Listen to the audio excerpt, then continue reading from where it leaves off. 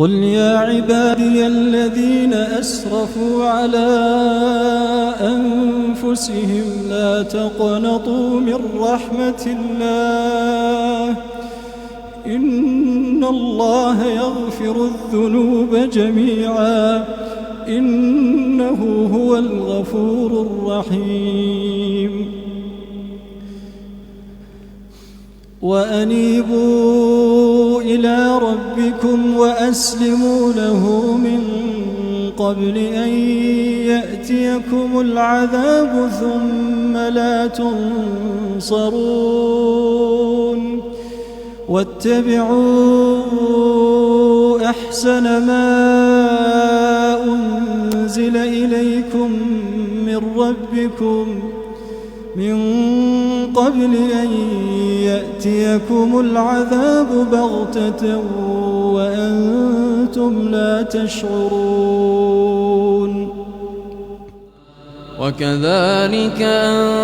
أنزلناه حكما عربيا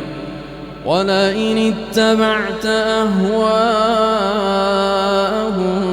بعدما جاءك من العلم ما لك من الله من ولي ولا واق ولقد أرسلنا رسلا من قبلك وجعلنا لهم أزواجا وذرية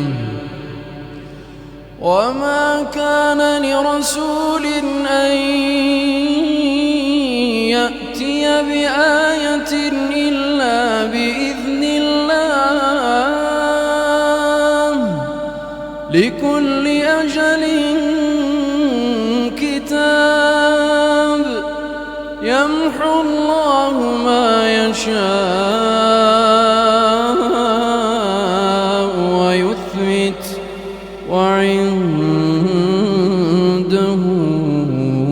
أم الكتاب وإما نرينك بعض الذي نعدهم أو نتوفينك فإنما عليك